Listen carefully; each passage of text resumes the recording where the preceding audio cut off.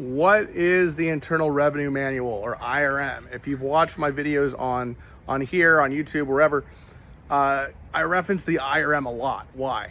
Because the IRM, the Internal Revenue Manual, is the IRS's official policy handbook, so to speak, for its employees, okay?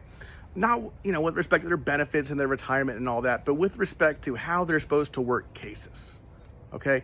There's a whole section in the IRM that instructs IRS employees on how to analyze a taxpayer who's submitted an offer in compromise, right? And how to deem whether that offer in compromise is good or not.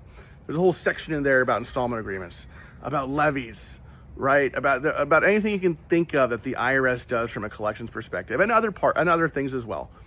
And so if you're going to go toe to toe, face to face, knee to knee, whatever you want to say, with the IRS, you got to know this IRM code, okay? You got to know it, not necessarily on a chapter and verse basis, but you kind of got to know the section, right, that supports your argument. And, doing a Control F on a keyboard, you should be able to find pretty quickly what the exact verbiage you're looking for, okay?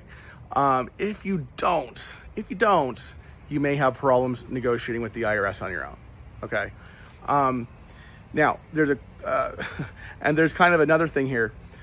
Oftentimes, IRS employees, they do not know the IRM. I mean, I would gander that every credentialed tax professional on Choice Tax Relief staff knows the IRM much better than the typical IRS collections employee, and probably better than the average IRS revenue officer or even appeals officer, okay? I'm that confident in our knowledge of the IRM because it's something that I stress, it's something that Greg stresses from a top-down basis.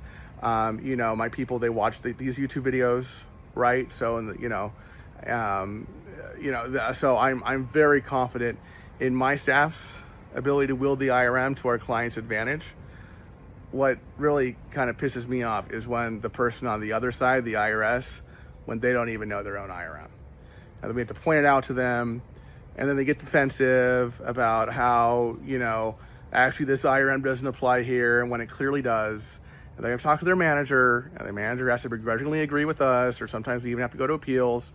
It gets super exhausting after a while, but hey, that's part of having a business that interfaces with a government agency on a day-to-day basis, like we do here at Choice Tax Relief for our clients.